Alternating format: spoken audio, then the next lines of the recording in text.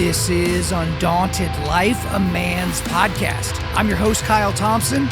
Let's get into it. All right, guys, we've made it to the end of 2024, and as with the end of all the years that we've done, at least over the last few years, we always do the same run of episodes. So I'm going to be giving y'all the best books of 2024, the best podcasts of 2024, and then my year-end review, my wrap-up of 2024. And here we are at the best books of 2024, but we would not have even got to this point, guys. We're closing in on 700 episodes. Like, it's still kind of crazy for me to think about, especially since this started in a closet when I was recording into a $50 microphone, and I was like, it sounds great. It's like, well, because I was surrounded by clothing, so I guess it absorbed all the sound. But we would not have been able to get here without our donors. I've told you guys 100 times, and I'll keep telling you because I'm so thankful to the guys that donate, because we're getting this out to people all over the globe. This is the number one podcast for Christian men in the world.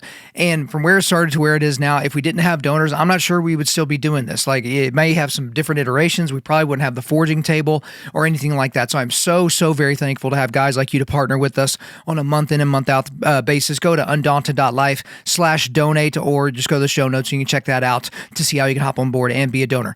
Now, today we're going to be breaking down the best books of 2024, but as we've kind of evolved over the last few years, I like to remind you guys kind of where I'm at, because in 2020, what would it have been? It would have been 2022. Actually, that's wrong in my notes. I'm going to change that real quick so I don't mess it up next year. But in 2022, I read 54 books in 11 months. It was insane, like absolutely insane. And they were all podcast related for the most part. There was maybe a handful that weren't related to a podcast interview or some sort of podcast subject.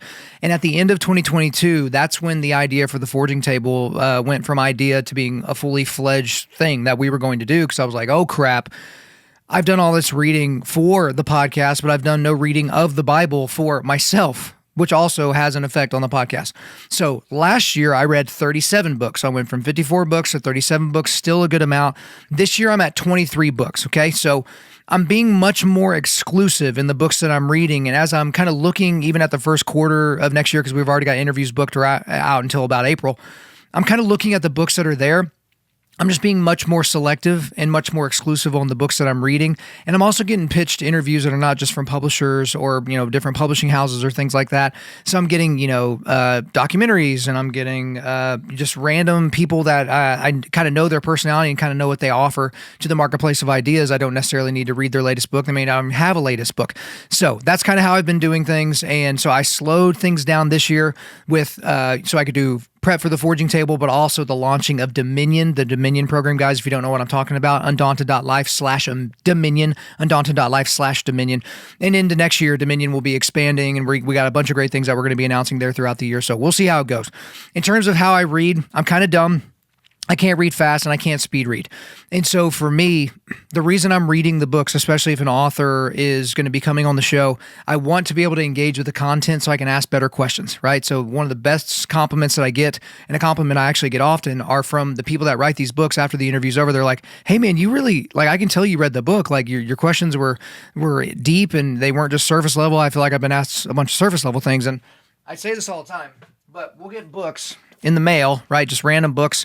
And then the publisher will just include this little insert with, it's got some bio information, but it has questions on here.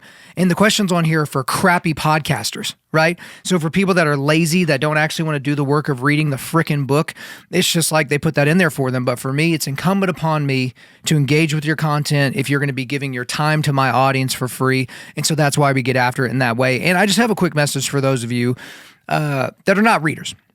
You've come up with some sort of a philosophy as to why reading is dumb, why, you don't need to read after you graduate high school and things like that. But as my buddy Matt said years ago, Matt Hankinson, he's like, there are two types of people in this world. There are people that read, and then there are morons. And I agree with that. So guys in my audience, reading one book a month is not going to kill you. It's not going to hurt you. And we have a book list on our website, the 100 books that every modern Christian man should read list.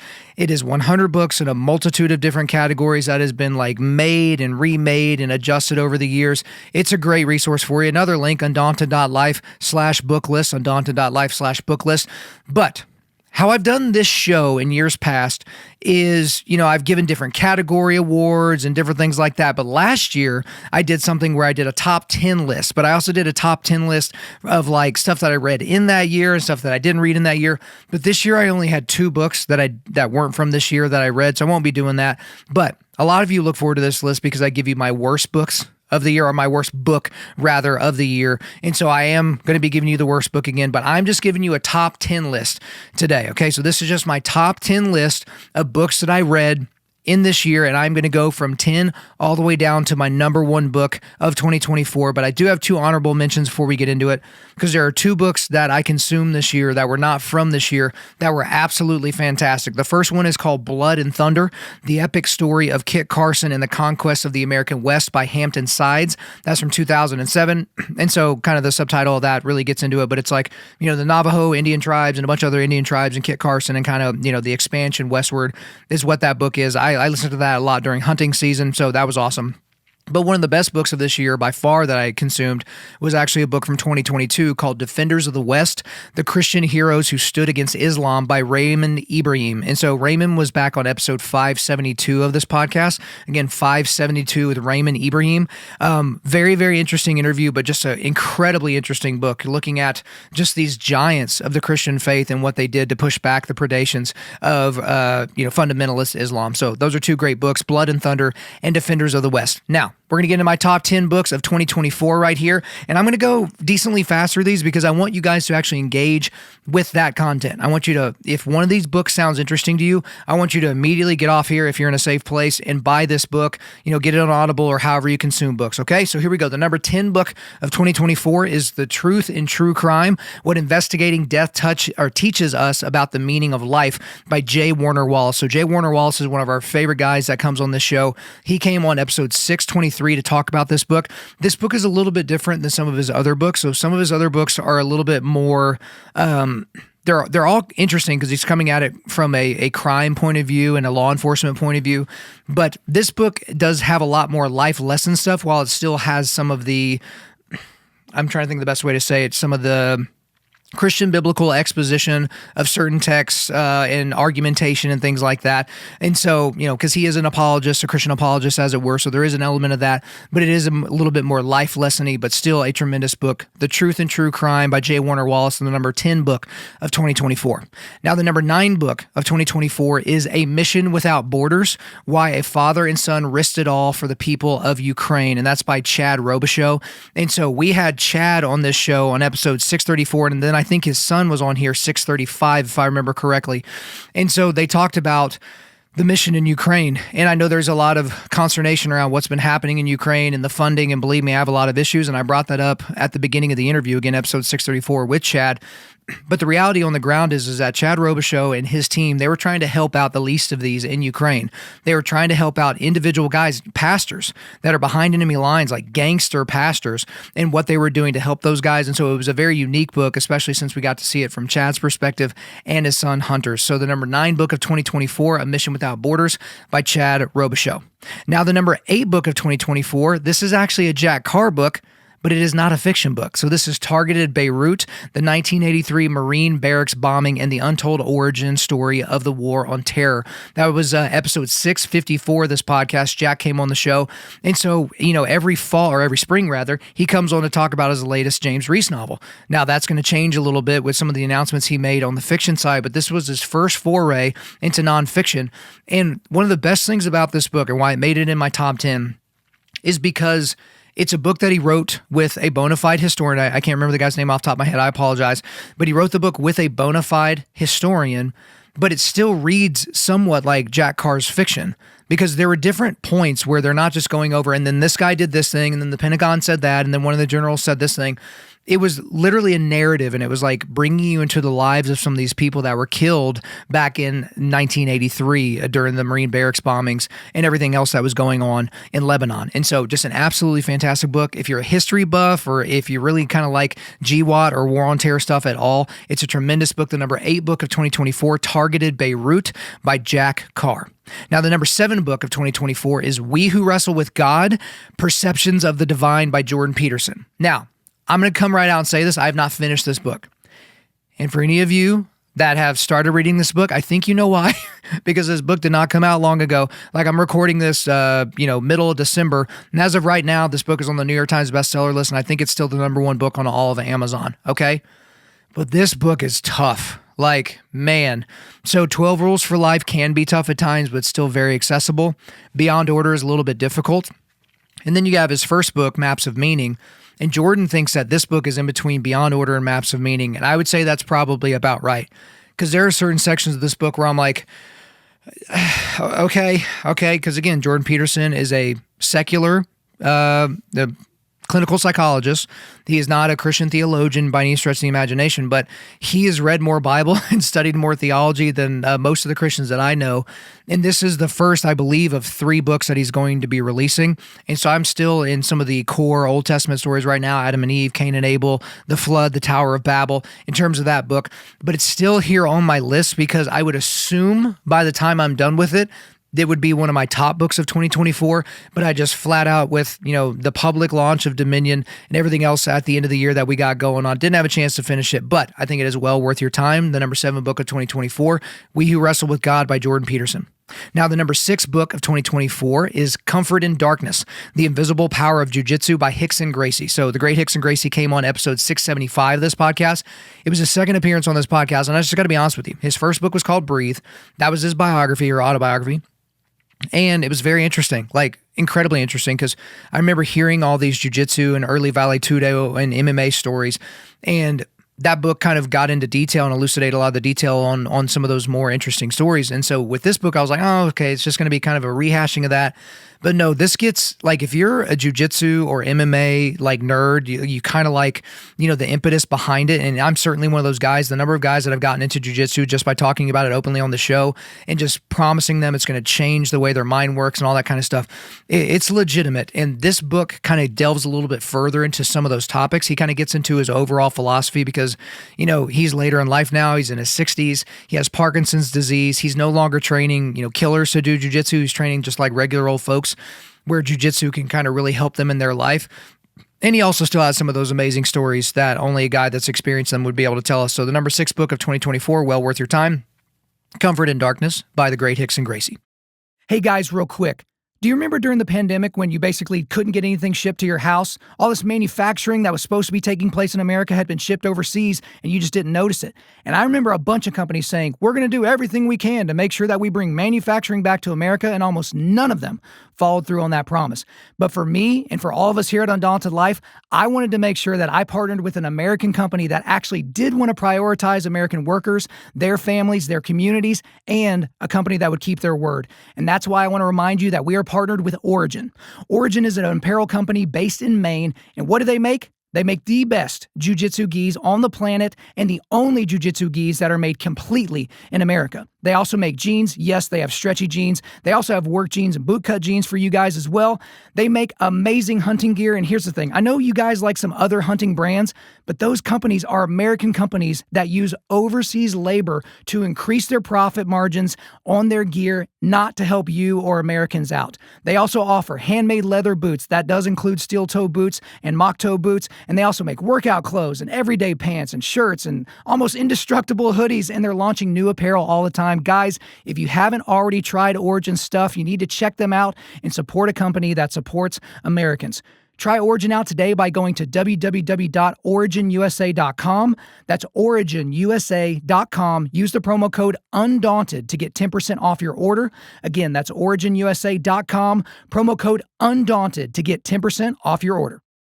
Now, the number 5 book of 2024 is The Overcomers, God's Vision for You to Thrive in an Age of Anxiety and Outrage, and that's by Matt Chandler. And so Matt Chandler's actually been on our show a lot this year, but the first 2 times he came on the show is whenever I actually interviewed him in his office, and that was episodes 592 and episode 593. So they were back-to-back episodes because we did kind of a long, epic interview in his, neck of the woods, right there in his office. And so the thing about that interviews, we kind of weave in and out of some, topics and some things that he's experienced. But a lot of it came back to the book, The Overcomers, because this is a book that he wrote about the book of Revelation. And so what he set out to do is to write a very accessible book about a book that Christians basically stay away from. And I'm pretty sure it's an inside joke. I don't know if I've said it publicly, but I've told the Forging Table guys, I'm like, guys, we will do every book of the Bible except for Revelation. And, maybe I'll soften on that, maybe I won't. But the reason is just because there's been so much ink spilled and thought pieces, and theologians have been wrestling with what exactly is happening in Revelation. How literal is this? How figurative is this? But I believe that Matt Chandler's approach to the book of Revelation and making it to where it's immediately accessible for the reader, I thought was really, really well done, because it's heady enough to not like put you to sleep if you're like an academician, but at the same time, if you're someone who's not like, super high power intellectual person, it was still very accessible. So thought it was a great book. The number 5 book of 2024, The Overcomers by Matt Chandler. So now we're getting into it. All right. We're getting into our top 4. And then when we get into our top 3, we'll spend a little bit more time with those. But the number 4 book, and to be honest with you, like trying to rank these top 4 was really not that easy. So, all right. The number 4 book of 2024, Religionless Christianity, God's Answer to Evil by Eric Metaxas. And he was on episode 658 of this podcast to discuss that book. This is a furtherance of Letters to the American Church. And as I suggested on the podcast, I think it would be beneficial for everyone in my audience. And so if you're thinking I wasn't talking about you, yes, I was talking about you, and I am talking about you right now. If you haven't read Letters to the American Church, or Letter to the American Church rather, Letter to the American Church by Eric Metaxas, read that, and then don't have anything in between it and go right into Religionless Christianity, because it has a lot of the same thematic elements when it talks about the work of Dietrich Bonhoeffer, what was going on in the churches and the different factions of the churches in Germany during the rise of Hitler's Third Reich. And it's just a fantastic take, not only on the continuance of, Eric Metaxas, who wrote the seminal work on Bonhoeffer's life with his biography, but this is, again, practical stuff that can be used for everyday Christians, so well worth your time. I guess I'm just going to say about all these books, it's well worth your time. There's your drinking game for this podcast, so I'll try not to say that again. But the number 4 book of 2024, Religionless Christianity by Eric Metaxas. All right, guys, top 3. So need to take a big sip of water. As you can tell, the voice is strong. I'm recording this real late, but it is what it is. We got to get it in. The number 3 book of 2024, Run Over by the Grace Train, How the Unstoppable Love of God Transforms Everything by Joby Martin and Charles Martin. So obviously, Joby is a great friend of mine, mentor of mine, great friend of the show. The number of people that if they tell me anything in terms of what they like about the show, it's always either Ask a Pastor or The Forging Table. Now, people like all kinds of our different, episode offerings and things like that. But obviously, Joby and I's relationship and how that comes across on video and also on the audio is really, really beneficial. But Joby and I really dug into Run Over by the Grace Train on episode 647 of this podcast, So go back and listen to that, because I got an advance copy of that like way before it was released. I knew about the release before a lot of people did. And so I've been kind of like chewing on that particular content for a while. But I want to read some of my favorite quotes from this book. So these are obviously quotes taken from a chapter, taken out of context, but I think they all stand alone. So here are some quotes. Here's one. There are no good people. We're all bad. Paul is about to explain this, and because we're all dead, the gospel is about dead people coming to life. He says you were dead. He doesn't say you were bad. Sin doesn't make you bad. Sin makes you dead. Love that quote. Here's another one. Paul wants us to know this reality. You are a sinner. Again, I know some of you will be offended by that. That's okay. That's part of my job. My job is to comfort the afflicted and afflict the comfortable. I just love that a pastor says that. That's like so awesome. All right, another quote here. One of the things we thought about is how will our kids ever understand the love of God if all they ever see from their earthly dad is anger? And ooh, that's such a gut punch. I remember reading that and just being like, oof, okay, yeah, point taken. A couple more quotes I want to share. There is more grace in Jesus than sin in you. And so that's kind of like a central point of the Grace Train. And then the last quote I will share from that book is perhaps my favorite one-liner from any book that I read in 2024. And it's this. Think about this. I wonder if she heard the rocks fall. And that's where he's talking about the woman who was caught in adultery, and they were trying to trap Jesus, and Jesus basically said, he who's without sin cast the first stone. And then just to think about that, I wonder if she heard the rocks fall, because this woman is very likely, she's naked, she's there on the ground, she's covering up, probably just waiting for the rocks to start hitting her, and instead they start hitting the sand. Just an absolutely powerful image. And I've talked to Joby Martin and Charles Martin, and neither one of them can figure out who's the one that came up with that line, so they both get the credit. So again, guys, absolutely fantastic book. The number 3 book of 2024, Run Over by the Grace Train by Joby Martin and Charles Martin. All right, now the number 2 book of 2024, Shepherds for Sale, How Evangelical Leaders Traded the Truth for a Leftist Agenda by Megan Basham. So this is from episode 640. If you don't know what I'm talking about, let me read the description of the book. In Shepherds for Sale, Megan Basham of the Daily Wire documents how progressive power brokers from George Soros to the founder of eBay to former members of the Obama administration set out to change the American church. Their goal? To co-opt evangelicals for political purposes. She exposes the left-wing billionaires, foundations, and think tanks that deliberately target Christian media, universities, megachurches, nonprofits, and even entire denominations. The celebrity megachurch pastor who secretly encouraged a group of pastors to change their views on sexuality, the revered Presbyterian theologian who backed a congregation rebelling against its own denomination. These are just a glimpse into the compromises and astroturf campaigns Basham uncovers. Many evangelical leaders are pushing their members to whisper about sexual sins, reconsider the importance of abortion, lament the effects of climate change, and repent of perpetuating systemic racism. And in exchange for towing the left-wing line, many of those church leaders and institutions have received cash, career jumps, prestige, and praise. Basham brings the receipts and names names. A rigorously reported expose, Shepherds for Sale is a warning of what happens when the church trusts the world's wisdom instead of Scripture. So here's the thing about this book. This book, no one was neutral about this book. And also no one was in the middle about this book. People either loved this book or they hated it. They thought it was dreck. I thought it was fantastic. Because the thing about Megan Basham is she provides the receipts on just about everything that she says. Now, there were certain times, and I brought this up to her, there were certain times where she would go in the same area. She would go from journalism to editorializing in kind of the same area. And it's like, okay, well, it would have been easier in some areas to kind of keep some of that separate. But the problem is some of the people that got their hackles up about this book that just didn't like it, they didn't like the tone of it because it was negative. The problem was, and I remember she talked about J.D. Greear quite a bit in this book. J.D. Greear responded to Megan Basham's reporting in the book, but he didn't refute the truth or falsehood of her major claims about what J.D. Greear has said and done. He basically just complained about how he thought she was wrong, and then I got some DMs from some pastors whose names you would know, not Joby, not Matt Chandler, but some guys that you would know. They're just like, hey man, that book's not any good. Like, you got to stay away from it. Like, we can't have, this disputatious attitude. We can't have the schism. And I just asked these guys, did you read the book? What do you guess they said? Not a single one of them read the book. And so it's like, what precisely are you critiquing? Are you critiquing somebody complaining that this book exists? Are you critiquing that somebody did a lot of research connecting the dots between some of these problematic people within Christendom that have said some pretty horrific things and then weren't challenged on it? Well, Megan Basham's challenging these guys on it. And so whether you like the conclusion she comes to at the end, that's up for discussion. But most of the things in the book, she's just stating this is what's true. Now, we can get into motivations and what we think somebody's trying to accomplish by the things that they're doing. But in a lot of the places, she's just reporting what they're doing. So here are some of my favorite quotes from the book.